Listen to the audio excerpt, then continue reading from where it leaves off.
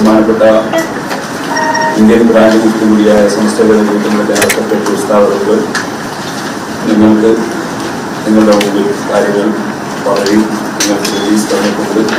നിങ്ങളുടെ എല്ലാ സഹായങ്ങളും സഹകരണങ്ങളും ഇന്നേവരെ സംസ്ഥകളുടെ ജീവിതങ്ങളുടെയും അതിൻ്റെ കീഴ്ഘടകങ്ങളുടെയും അതിൻ്റെ വിദ്യാഭ്യാസ പ്രവർത്തനങ്ങളിലും സാമൂഹിക പ്രവർത്തനങ്ങളിലും ഉണ്ടായതിനുള്ള അങ്ങേയറ്റത്തെ പ്രതിജ്ഞ രേഖപ്പെടുത്തിക്കൊണ്ട് ഇനിയും നിങ്ങളുടെ സഹകരണം ഉണ്ടാകണമെന്ന് നിർദ്ദേശിച്ച് നിങ്ങൾക്ക് എല്ലാവർക്കും ഇതിൽ പങ്കെടുത്ത മുഴുവൻ മാധ്യമ പ്രവർത്തകർക്കും വളരെ ആദരവോടെ സ്വാഗതം പറയുന്നു.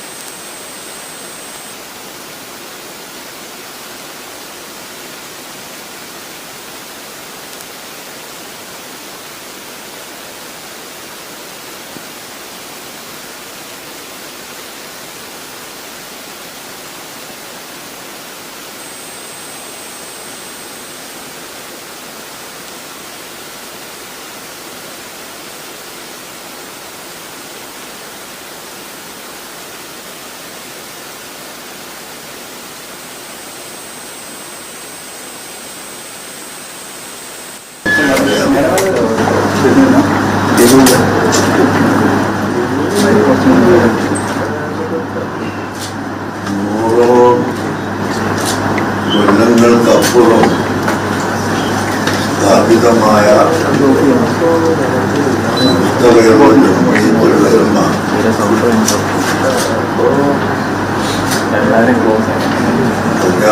എല്ലാവർക്കും അറിയാം. കൊല്ലമാർ സംഘടനയുടെ ജമാക്കളുടെ ഒരു കൂട്ടം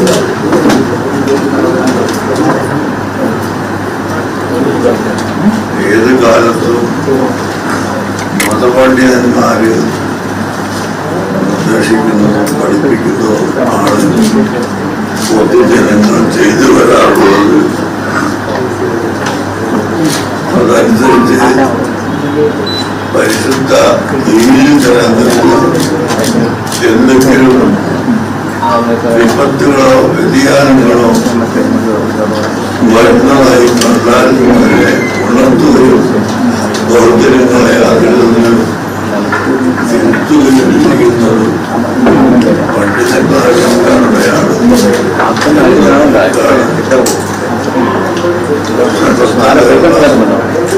ജമിയത്തുൽ ഉലമ എന്ന പണ്ഡിത സംഘടനയ്ക്ക് ഇവിടെ രൂപം നൽകിയത്. നമ്മളാരും ഇവരുടെ കണ്ടിട്ടുണ്ടാവുകയില്ല. കോഴിക്കോട്ട് ഏറ്റവും വലിയ പണ്ഡിതന്മാരിൽ ഒരാളായി അതിനാണ് സയ്യിദന്മാരുടെ കൂട്ടത്തിൽ അറിയപ്പെട്ട ആളുമായ സയ്യിദ് വരക്കൽ മുല്ലക്കോയത്തങ്ങൾ. വരക്കൽ എന്ന് പറഞ്ഞാൽ ഇവിടെ എല്ലാവർക്കും അറിയുന്ന തരമാണ്. മഹാനവരുടെ അധ്യക്ഷതയിൽ കേരളത്തിലെ അന്നുള്ള ഏറ്റവും വലിയ പണ്ഡിതന്മാരുടെ ഒന്നാണ്. നമുക്കൊരു സംഘടനയുടെ ആവശ്യമാണ്. അല്ലാത്ത പക്ഷം പരിശുദ്ധ ദീനുൽ ഇസ്ലാമിനെ വികലമാക്കുന്ന കക്ഷികൾ കടന്നു വരികയും ജനങ്ങൾക്കിടയിൽ ഭിന്നിപ്പുണ്ടാക്കുകയും ചെയ്യും. അതുകൊണ്ട് ഭിന്നിപ്പ് ഉണ്ടാകാതെ ഒരേ ഒരു മാർഗത്തിലൂടെ ജനങ്ങളെ നിലനിർത്തുന്നതിന് അനിവാര്യമായതാണ് സംഘടന രൂപീകരിക്കലെന്ന് അവർ അഭിപ്രായത്തിൻ്റെ അടിസ്ഥാനത്തിലാണ് എല്ലാവരും ഒത്തുചേർന്ന് സമസ്ത കേരള ജംഇയ്യത്തുൽ ഉലമ രൂപീകരിച്ചത്. അതാണ് 26-ാം തീയതി, നാളെയാണ്.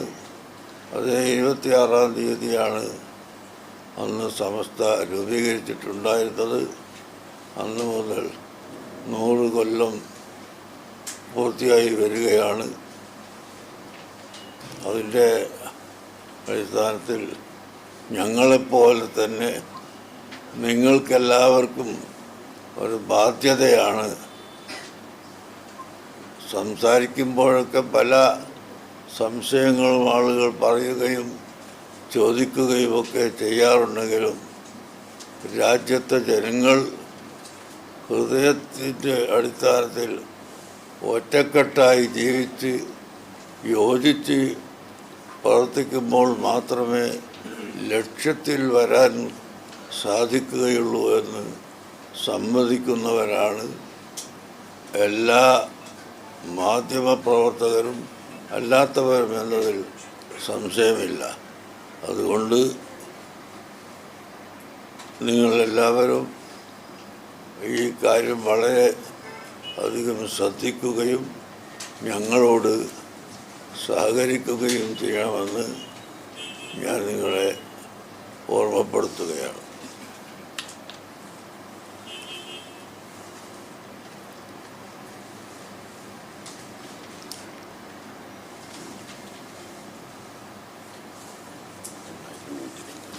സമാധാന സമ്മേളനം നടക്കാനിരിക്കുന്നത് കൊണ്ട് അത് സംബന്ധമായി ഇപ്പോൾ ഒന്നും പറയാൻ ഉദ്ദേശിച്ചിട്ടില്ല. 100-ാം സ്ഥാപനത്തോടനുബന്ധിച്ച് ഇന്നത്തെ പ്രത്യേക സാഹചര്യത്തിൽ ലോക സമാധാന സമ്മേളനം ഇന്ന് കോഴിക്കോട്ട് നടത്തുന്നു. സ്ഥാപക ദിനത്തോടനുബന്ധിച്ച് 8000 യൂണിറ്റ് കേന്ദ്രങ്ങളിൽ നാളെ രാവിലെ 7 മണിക്ക് പതാക ഉയർത്തും. 10,000-ത്തിലധികം മദ്രസകളിലും സമസ്തക്ക് കീഴിലുള്ള 500-ലധികം സ്കൂളുകളിലും പ്രത്യേക അസംബ്ലി ചേരും. യുദ്ധവിരുദ്ധ പ്രതിജ്ഞയെടുക്കും. വൈകുന്നേരം കേരളത്തിലെ 700 സർക്കിൾ കേന്ദ്രങ്ങളിൽ യുദ്ധം പരിഹാരമല്ല എന്ന സന്ദേശവുമായി സമാധാന റാലികൾ നടക്കും. കേരളം ആ മഹാപ്രസ്ഥാനത്തോട് കടപ്പെട്ടിരിക്കുന്നു. അത് തിരിച്ച് കേരളത്തോടും. അപ്പോൾ ഇതിലാർക്കും തർക്കമില്ലാത്ത കാര്യമാണ്. നിന്ന് വരുന്നതാണ് നമ്മൾ കേൾക്കുന്നത്. ആരായാലും അത് നിൽക്കട്ടെ എന്ന് പ്രാർത്ഥിക്കുന്നു. സമാധാന സമ്മേളനത്തിൽ പറയാനുള്ള കാര്യങ്ങൾ ഇപ്പോൾ പറയുന്നില്ല. അവിടെ വെച്ച് നമുക്ക് പറയുകയും കേൾക്കുകയും ചെയ്യാം. നിങ്ങളെല്ലാവരും 2:30 മണിക്ക് നടത്തുന്ന പരിപാടിയിൽ സംബന്ധിക്കണമെന്ന് പ്രത്യേകം ക്ഷണിക്കുകയും കൂടിയാണ്.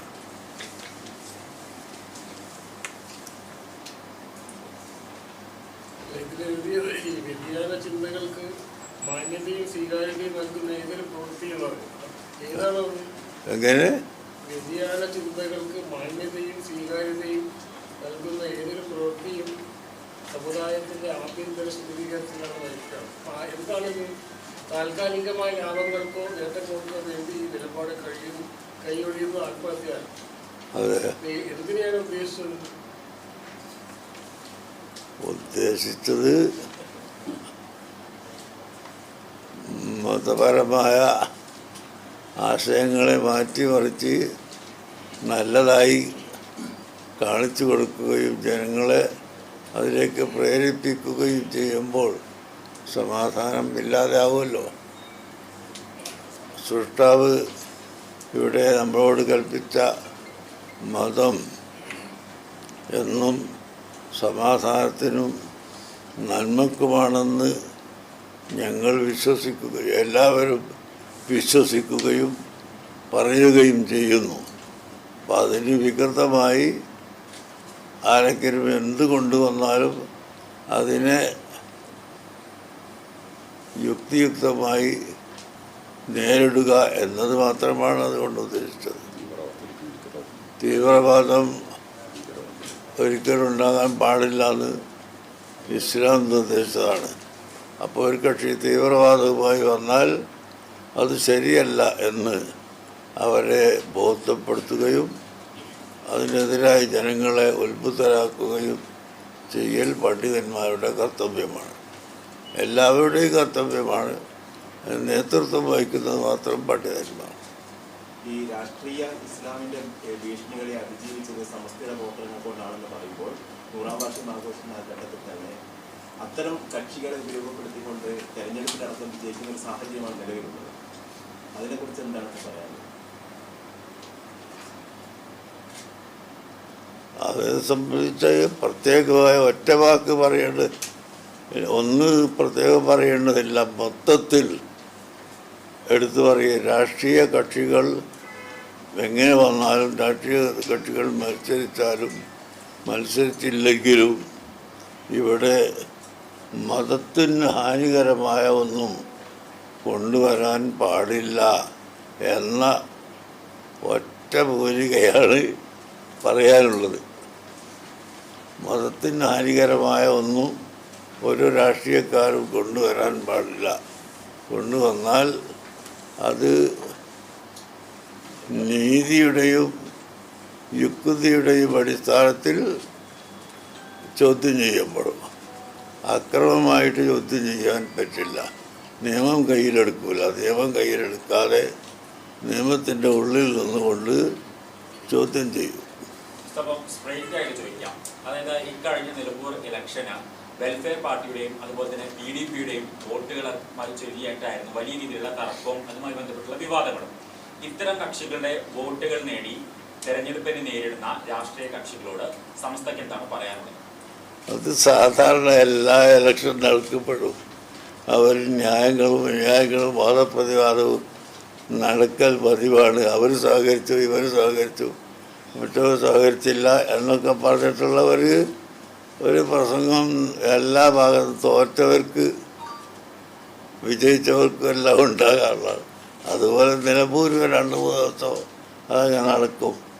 നമ്മൾക്ക് അതിനെപ്പറ്റി ഒന്നും പ്രത്യേകമായിട്ട് അവർക്ക് ഉപദേശിച്ചു കൊടുക്കേണ്ടതില്ല.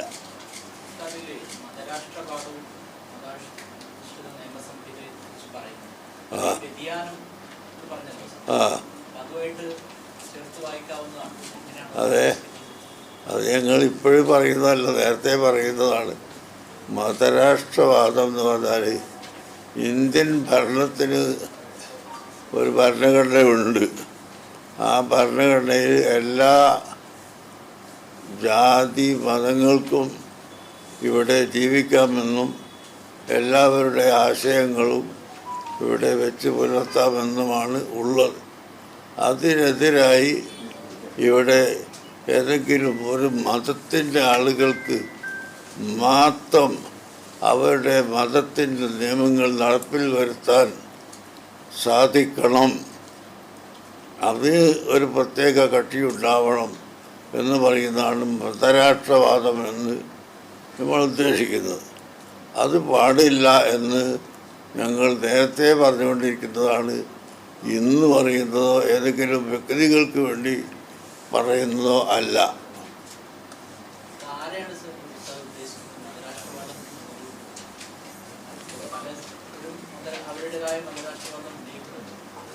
അത് CPM പറയുന്നത് അത് തന്നെയാണ്. മതരാഷ്ട്രവാദം എന്ന ലക്ഷ്യം വെക്കുന്നു. ജമാഅത്തെ ഇസ്ലാമിക്ക് മതരാഷ്ട്രവാദം കേന്ദ്രത്തെ പറ്റി പറയുന്നത് അവർ തന്നെയാണ്.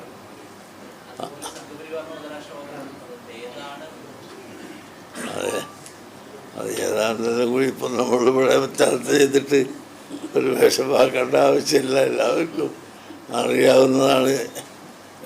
ഭരണഘടന മൊത്തത്തിലാണല്ലോ. ഒരു വിഭാഗവും മുസ്ലിങ്ങൾ, ഇപ്പോൾ ജമാഅത്ത് ഇസ്ലാമി എന്ന് പറഞ്ഞാൽ നിങ്ങൾ ഇസ്ലാമിൽ നിന്നുള്ളൊരു പാർട്ടിനല്ല ഉദ്ദേശിച്ചത്. അതുപോലെ മറ്റത് നോൺ മുസ്ലിംസിൽ നിന്നുള്ളൊരു പാർട്ടിയാണ് നിങ്ങൾ ഉദ്ദേശിച്ചത്. അങ്ങനെ മുസ്ലിം നോൺ മുസ്ലിം എന്ന വ്യത്യാസമില്ലാതെ എല്ലാ വിഭാഗം ആളുകളും ഇതിൽ നിന്ന് മതരാഷ്ട്രവാദത്തിൽ നിന്ന് വിട്ടുനിൽക്കണമെന്നാണ് ഞങ്ങളുടെ നേരത്തെ ഉള്ള തീരുമാനം. ആ തീരുമാനം തന്നെയാണ് എല്ലാവരും പഠിപ്പിക്കുന്നത്. നമുക്കിവിടെ നമ്മുടെ മതം പ്രചരിപ്പിക്കാൻ സൗകര്യം കിട്ടുന്ന കാലത്തോളം നമ്മൾ പ്രചരിപ്പിക്കും. അതിനെതിരായി വന്നാൽ ഞാൻ ആദ്യം പറഞ്ഞതുപോലെ നിയമം കയ്യിലെടുക്കാതെ നിയമത്തിൻ്റെ ഉള്ളിൽ നിന്നുകൊണ്ട് ചോദ്യം ചെയ്യും. ഇപ്പോൾ കഴിഞ്ഞകാല അനുഭവങ്ങളിൽ കാണാമല്ല, പല വിഷയത്തിലും സുപ്രീം കോടതിയിൽ കേസ് നിലനിൽക്കുകയാണ്. അതൊക്കെ നിയമത്തിൻ്റെ ഉള്ളിലൂടെയാണ് ആ ചോദ്യം ചെയ്തതൊക്കെ. അല്ലാതെ നിയമം കയ്യിലെടുക്കുന്ന ഒരവസ്ഥ ഏത് രാജ്യത്ത് വന്നാലും അന്ന് അവിടെ നാശം മാത്രമേ ഉണ്ടാവുകയുള്ളൂ. ജമാഅത്തെ ഇസ്ലാമിയുടെ ഒരു വാർത്താ സമ്മേളനം മലപ്പുറം നടന്നിരുന്നു. അപ്പോൾ അതിനകത്ത് അവർ പറഞ്ഞത് ജമാഅത്തെ ഇസ്ലാമിയുടെ മധുരം നുണയാത്തവരായി കേരളത്തിൽ ആരുമില്ല. ജമാഅത്തെ ഇസ്ലാമിയുടെ മധുരം നുണയാത്തവരായി കേരളത്തിൽ ആരുമില്ല എന്നാണ് ജമാഅത്തെ ഇസ്ലാമി പറഞ്ഞിരിക്കുന്നത്. രാഷ്ട്രീയ കക്ഷികളായിരിക്കും. പൊതുവായിട്ടാണ് പറഞ്ഞത്. അതെ, രാഷ്ട്രീയ കക്ഷികളൊക്കെ അവരോട് വോട്ട് ചോദിക്കാൻ പോയിരുന്നു എന്നായിരിക്കും അതിൻ്റെ അർത്ഥം. അവരെന്താ പറഞ്ഞതെന്ന് ഞങ്ങൾക്കറിയില്ല. ഞങ്ങൾക്കേതായാലും ഇവിടെ ജമാഅത്തെ ഇസ്ലാമിയുടെ മധുരം ആവശ്യമില്ല ഒരിക്കലും. സുന്നികളെ സംബന്ധിച്ചുള്ള അവരെ കയ്പ് വീഴ്ചവരാണ്. കുറ്റിയാടി പോലെയുള്ള പ്രദേശങ്ങളിൽ 40-40 വർഷം പള്ളികൾ പൂട്ടിയിട്ട് പള്ളിയിൽ കച്ചറുണ്ടാക്കി, അങ്ങനെ ആയഞ്ചേരിയൊക്കെ പള്ളി പൂട്ടിയിട്ട് അങ്ങനെയുള്ള ഭിന്നിപ്പുകളും, കുറ്റിയാടി പോലുള്ള സ്ഥലങ്ങളിൽ ഞങ്ങളുടെ മക്ബറകളൊക്കെ അടിച്ച് തകർത്ത് പള്ളി പിടിച്ചെടുത്ത് അങ്ങനെ കയ്പ് മാത്രമാണ് ഞങ്ങൾ വിളിച്ചത് സുന്നി സമൂഹം. വേറെ ആർക്കൊന്നും മധുരം കിട്ടിയെന്നോ നമുക്കറിയില്ല. അല്ല, ഇതിൽ പറയുന്ന പ്രധാനപ്പെട്ട കാര്യം സാമുദായിക ഐക്യം എന്ന അജണ്ടയുമായി മുസ്ലിം വിരുദ്ധ നിലപാടുമായി വന്നാൽ അംഗീകരിച്ചില്ല. എന്താണ് സമസ്ത കാര്യത്തിൽ മുന്നോട്ട് പോകുന്നത്? എങ്ങനെയാണ് പോകാൻ കഴിയുക? അതാണ് ഞാൻ പറഞ്ഞത്. സമസ്ത പ്രധാനമായും മുസ്ലിം ഇത്തരത്തിലുള്ള സാമുദായിക ഐക്യത്തിന് വേണ്ടിയാണ് ജമാഅത്തെ ഇസ്ലാമിയുമായി കൂട്ടുകൂടുന്നതെന്നൊക്കെ പറഞ്ഞു വരുന്നത്. ആ ഒരു നിലയിലാണ്. അതാണ് ഞാൻ പറഞ്ഞത്. ഇവിടെ ഭരണഘടനയും നിയമങ്ങളും ഉണ്ട്. ആ നിയമത്തിൽ നിന്നുകൊണ്ട് അത് ചോദ്യം ചെയ്യേണ്ടതാണെങ്കിൽ ചോദ്യം ചെയ്യും. ഉപദേശം കൊണ്ട് ജനങ്ങളെ പിന്തിരിപ്പിക്കേണ്ടതാണെങ്കിൽ പിന്തിരിപ്പിക്കും. അത്രമാത്രം. ജമാഅത്തെ ഇസ്ലാമി വന്നു, ഞങ്ങളെല്ലാവരും ആ പ്രസ്ഥാനത്തിലേക്ക് പോകാൻ പാടില്ലാതെ ജനങ്ങളോട് ഉപദേശിച്ചു. ഞങ്ങളെ മുൻഗാമികളും ഉപദേശിച്ചു. അതുകൊണ്ട് തന്നെ അവർക്ക് ഇപ്പോഴും വിരലുകൊണ്ട് എണ്ണാവുന്ന ഏതാനും ചില്ലറ വ്യക്തികൾ മാത്രമേ കിട്ടിയിട്ടുള്ളൂ. ഈ രാജ്യത്തെ ജനങ്ങളെ അപേക്ഷിച്ച് അവർക്ക് മെമ്പർമാർ വളരെ കുറവാണ്. അത് കാരണം ഇവിടുത്തെ വല്ലമാക്കൾ അവരുടെ അബദ്ധങ്ങൾ ചൂണ്ടിക്കാണിച്ച് കൊടുത്തത് കൊണ്ടാണ്. ഈ ജമാഅത്തെ ഇസ്ലാമിക്ക് അംഗങ്ങൾ കുറവായിട്ടും ഈ രാഷ്ട്രീയ പാർട്ടികൾ അവരുടെ പിന്തുണ സ്വീകരിക്കുന്നത് ശരിയാണ്? അത് രാഷ്ട്രീയക്കാരോട് ചോദിക്കണം. രാഷ്ട്രീയക്കാരോട് ചോദിക്കണം. ഞാൻ പറഞ്ഞല്ലോ, ഒരു വോട്ട് കിട്ടുകയാണെങ്കിലും അതിന് പിന്നാലെ രാഷ്ട്രീയക്കാർ പോകും. അപ്പം അങ്ങനെ ഇവർ സ്വീകരിച്ചിട്ടുണ്ടോ ഇല്ലേ എന്നുള്ളതൊക്കെ അവരോട് ചോദിക്കേണ്ടതാണ്. ഞങ്ങൾ ഇവിടെ മറുപടി പറയേണ്ടതല്ല. അവരുടെ ഒരു ഐഡിയോളജി സമാധാനപരമായ ഇസ്ലാമിന്റെ സമീപനത്തിന് എതിരാണെന്നല്ലേ? ജമാഅത്തെ ഇസ്ലാമിന്റെ ഒരു ഐഡിയോളജി ഇസ്ലാമിക വിശ്വാസത്തിനെതിരാണ് എന്നാ.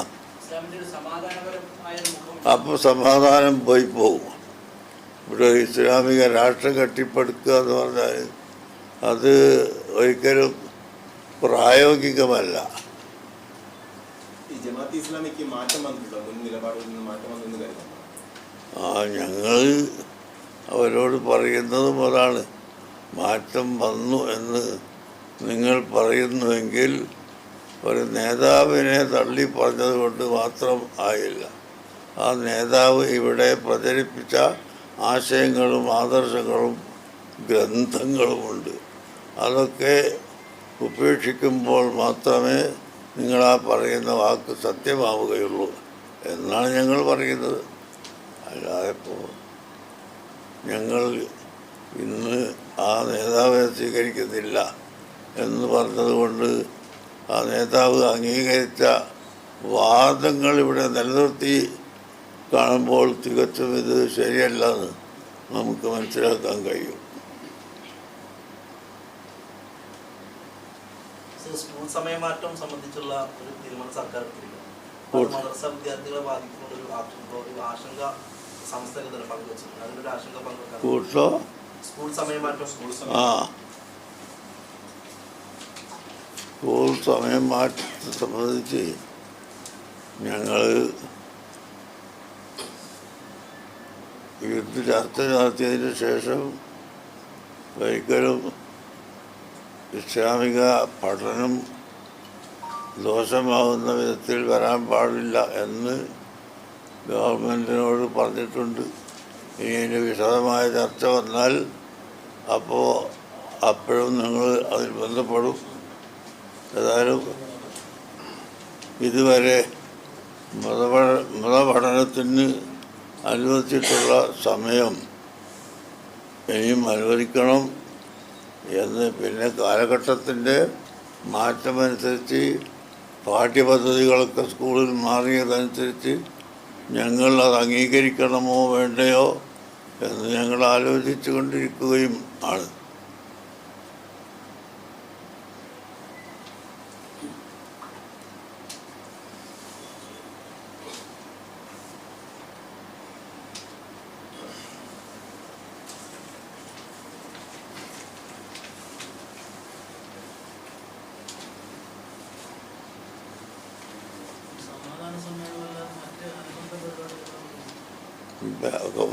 വായിച്ചല്ലോ. ഇതിലെഴുതിയിട്ടുണ്ട്. അതിലെഴുതിയല്ലോ. നാളെ രാവിലെ 7 മണിക്ക് 8000 യൂണിറ്റുകളിൽ പതാക ഉയർത്തും. 10,000-ലധികം മദ്രസകളിലും സമസ്തയ്ക്ക് കീഴിലുള്ള 500-ലധികം സ്കൂളുകളിൽ പ്രത്യേക അസംബ്ലി ചേരും. യുദ്ധവിരുദ്ധ പ്രതിജ്ഞ എടുക്കും. വൈകുന്നേരം കേരളത്തിലെ 700 സർക്കിൾ കേന്ദ്രങ്ങൾ യുദ്ധം പരിഹാരമല്ല എന്ന സന്ദേശവുമായി സമാധാന റാലികൾ നടക്കും. എത്തിയിട്ടുണ്ടല്ലോ.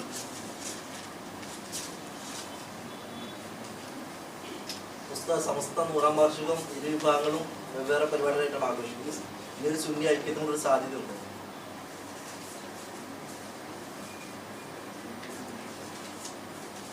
ഇതൊരു ഐക്യല്ലേ? അവരുടെ നൂറ് നടത്തുമ്പോൾ നമ്മൾ പറയുന്നില്ല, നമ്മൾ നടത്തട്ടാൽ അവരും പറയുന്നില്ല. അപ്പം അതൊരു ഐക്യമല്ലോ. രണ്ടും കൂടി ഒന്നാക്കാൻ പറ്റുമെന്നാണ് നിങ്ങൾ ചോദിക്കുന്നത്. അത് നമ്മൾ നോക്കട്ടെ, ആലോചിച്ച് നോക്കാം. അല്ല, ഇതൊരു സുന്നി ഐക്യമാണെന്ന്. എൻ്റെ വീട്ടിൽ ഞാൻ കൂടുക, നിങ്ങളെ വീട്ടിൽ നിങ്ങൾ കൂടുക, അതൊരു ഐക്യമാണല്ലോ. അപ്പം അതുപോലെ അവരുടെ സമസ്ത എന്ന് പറയുന്ന സംഘടനക്ക് അവർ നടത്തുന്നു, നമ്മളും നടത്തുന്നു. അപ്പോൾ അതൊരൈക്യമാണ്. അല്ലാത്തൊരൈക്യം ജേട്ടനും അനുജനും കൂടി ഒരു വീട്ടിൽ താമസിക്കുന്ന ഐക്യം പോലെ ഉണ്ടാക്കാൻ പറ്റുമോ എന്ന് ചിന്തിക്കാം. ചിന്തിക്കൂടാത്ത ദൂരം നകന്നു പോയിട്ടില്ല. അതൊക്കെ ഉണ്ടാകുമ്പോൾ നിങ്ങളെ അറിയിക്കാണ്ട് നമ്മൾ നടത്തുമല്ലോ.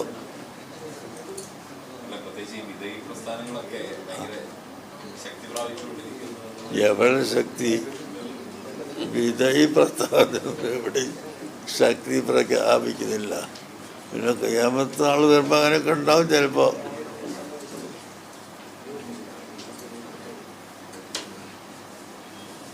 ലാ ഇലാഹ ഇല്ലല്ലാഹ് പറയുന്ന ആൾ തന്നെ ഇല്ലാതെ ഒരു കാലം വരാൻ സാധ്യത ഉണ്ട്. അതൊന്നും ഇപ്പോൾ അങ്ങനെ ശക്തി എവിടെയും കൂടിയിട്ടില്ല. അരനൂറ്റാണ്ടിലേറെ കാലം സമസ്തക്ക് നേതൃത്വം നൽകിയ ജീവിച്ചിരിക്കുന്ന പണ്ഡിതൻ ഇന്ന് ഉസ്താദ് മാത്രമാണ്. പഴയ സംഘടനയിലുണ്ടായിരുന്ന അഭിവക്ത സമസ്തയുടെ നേതൃത്വം ഉസ്താദ് മാത്രമാണ്.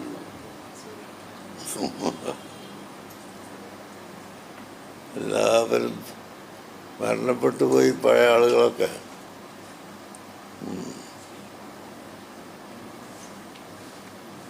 ഈ 100-ാം വാർഷികം ആഘോഷിക്കുന്ന ഘട്ടത്തിൽ പൂർണ്ണ തൃപ്തനാണോ സംസ്ഥയുടെ പ്രവർത്തനം? പൂർണ്ണ തൃപ്തനാണോ സംസ്ഥയുടെ പ്രവർത്തനം? ഞങ്ങളോ? ഞങ്ങളുടെ കഴിവനുസരിച്ച് പ്രവർത്തിക്കും. ഒരു കാര്യം ചോദിച്ചോട്ടെ, ഈ റിലീസിലുള്ളതാണ്. മതമൂല്യങ്ങളെ അവഗണിച്ചും നിരാകരിച്ചും സമുദായ ഐക്യം എന്ന ഒറ്റ അജണ്ടയുമായി വന്നതുകൊണ്ട് മുസ്ലിം വ്യതിയാന ചിന്തകളുടെ അക്രമാസക്തമായ താല്പര്യങ്ങളെ ഒളിപ്പിക്കാൻ അനുവദിക്കില്ല എന്നതായിരുന്നു എക്കാലത്തും സംസ്ഥയുടെ നിലപാട്. അതിനെ തുടർന്ന് പല കാര്യങ്ങളും പറഞ്ഞുകൊണ്ട് പോകുന്നുണ്ട്. ഈ പറയുന്നത് കേരളത്തിലെ ഏതെങ്കിലും ഒരു രാഷ്ട്രീയ പാർട്ടിയെ സംബന്ധിച്ചാണ്? അല്ല, വിദ്യാർത്ഥിക്കാർ ഐക്യസംഘം എന്ന പേരിലാണ് ഇവിടെ ഒരു സംഘം രൂപീകരിച്ചത്. അപ്പോൾ ആളുകളൊക്കെ അന്ന് പറഞ്ഞു പറ്റിച്ചത് ഇവിടെ അനൈക്യത്തിലേക്ക് ജനങ്ങൾ പോകുന്നു, അതുകൊണ്ട് നമുക്കൊരു ഐക്യസംഘം വേണം എന്നായിരുന്നു. ആ ഐക്യസംഘം എന്ന പേരിൽ രൂപീകരിച്ചുകൊണ്ടാണ് അവർ ഇവിടെ തെറ്റായ വിശ്വാസങ്ങൾ പ്രചരിപ്പിക്കാൻ ശ്രമിക്കുകയും മാത്രമല്ല അന്ന് ഹീലത്തു റിബ എന്ന് പറഞ്ഞിട്ട് പലിശ വാങ്ങാനുള്ള കുതന്ത്രങ്ങൾ എന്ന അർത്ഥത്തിന് വരുന്നൊരു സംഘടന വരെ അവരുണ്ടാക്കിയിരുന്നു. ഇസ്ലാം പലിശയെ കഠിനമായി വിരോധിച്ചിരിക്കെ അത് വാങ്ങാൻ നല്ലൊരു മാർഗമുണ്ട് എന്ന് പറഞ്ഞുകൊണ്ട് പലിശ വാങ്ങാനുള്ള മാർഗങ്ങൾ അവർ ഉണ്ടാക്കി കൊടുത്തിരുന്നു. ഹീലത്തു റിബ, പലിശ വാങ്ങാനുള്ള കുതന്ത്രം എന്നാണ് അതിൻ്റെ അർത്ഥം മലയാളത്തിൽ പറഞ്ഞാൽ. അങ്ങനെ ഒരു സംഘടന വരെ അവരുണ്ടാക്കിയിട്ടുണ്ടായിരുന്നു. പക്ഷെ അതൊന്നും വിജയിക്കാതെ പോയത് ഇവിടെ സമസ്ത കേരള ജമിയത്തുൽ ഉലമ പ്രവർത്തിച്ചത് കൊണ്ടാണ്. അത് ഇനിയും വിജയിക്കൂല ഒരിക്കലും. നിലമ്പൂരിലെ UDF വിജയത്തിന് ശേഷം CPM-ന്റെ ഒരു പ്രതികരണം ആ വിജയത്തിന് കാരണം, അതായത് വർഗീയ വോട്ടുകൾ കൂടി വാങ്ങിച്ചിട്ടാണ് UDF വിജയിച്ചതെന്നാണ്. എന്താണ് ആ ഒരു പരാമർശത്തെ സംസ്ഥ? അത് ഞാൻ നേരത്തെ പറഞ്ഞല്ലോ, ഇലക്ഷൻ കഴിഞ്ഞാൽ ഓരോ കക്ഷികളും ഇങ്ങനെ ന്യായവാദങ്ങൾ പറഞ്ഞുകൊണ്ടിരിക്കുന്ന പതിവ് ഒരു 3-4 ദിവസം ഉണ്ടാവും. അത് അവരോട് തന്നെ ചോദിക്കേണ്ടതാണ് അവർ പറഞ്ഞതിന് അർത്ഥം എന്താണ്. ഒരു രാഷ്ട്രീയ കക്ഷി പറഞ്ഞതിന് അർത്ഥം ഞങ്ങളെല്ലാം വെക്കണ്ടേ.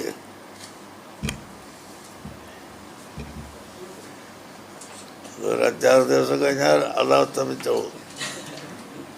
അങ്ങോട്ടുള്ള ന്യായീകരണം.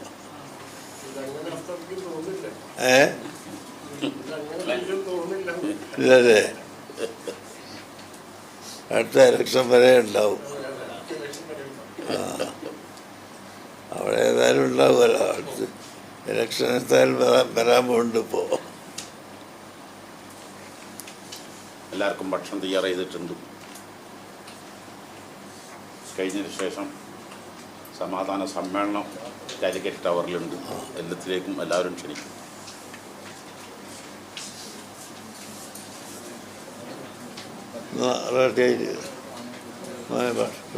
സമാധാന സമ്മേളനം 3:30 മണിക്ക് എല്ലാ പത്രക്കാരും മാധ്യമപ്രവർത്തകരും എല്ലാവരും എത്തിയ വളരെ സന്തോഷം. അതിനുവേണ്ടി പ്രത്യേകം സ്വാഗതം ചെയ്യാൻ എല്ലാവരും